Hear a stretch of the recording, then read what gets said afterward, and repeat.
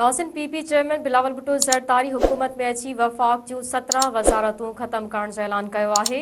बिलावल भुट्टो ज़रदारी चयो आहे त अरिड़हीं तरमीम खां पोइ वफ़ाक़ जूं 17 वज़ारतूं ख़त्म थियण घुरिजनि हा। उन्हनि वज़ारतुनि ते सालियानो 300 अरब रुपया ख़र्च अचे थो। हुकूमत में अची उन्हनि वज़ारतुनि खे ख़त्म करे पैसा अवाम ते ख़र्च कंदासीं।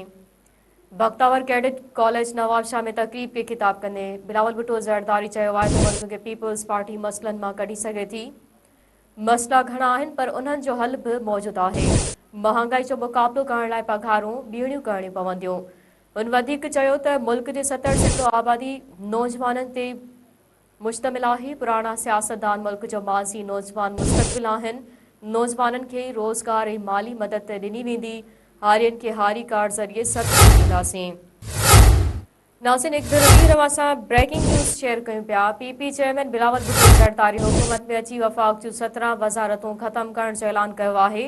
बिलावल भुट्टो ज़रदारी चयो आहे त अरिड़हीं तरमीम खां पोइ वफ़ाक़ जूं 17 वज़ारतूं ख़त्म थियण घुरिजनि हा। उन्हनि वज़ारतुनि ते सालियानो 300 अरब रुपया ख़र्च अचे थो। हुकूमत में अची उन्हनि वज़ारतुनि खे ख़त्म करे पैसा अवाम ते ख़र्च कंदासीं।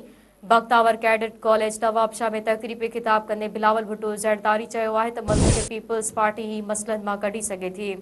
मसइला घणा आहिनि पर उन्हनि जो हल बि मौजूदु आहे। महांगाई जो मुक़ाबिलो करण लाइ पघारूं ॿीणियूं करणियूं पवंदियूं। हुन वधीक चयो आहे त मुल्क जी 70% आबादी नौजवान ते मुश्तमिल आहे। पुराणा सियासतदान मुल्क जो माज़ी ऐं नौजवान मुस्तक़बिल आहिनि। नौजवाननि खे रोज़गार ऐं माली मदद ॾिनी वेंदी। हारियुनि खे हारी कार्ड ज़रिए सब्सिडी ॾींदासीं।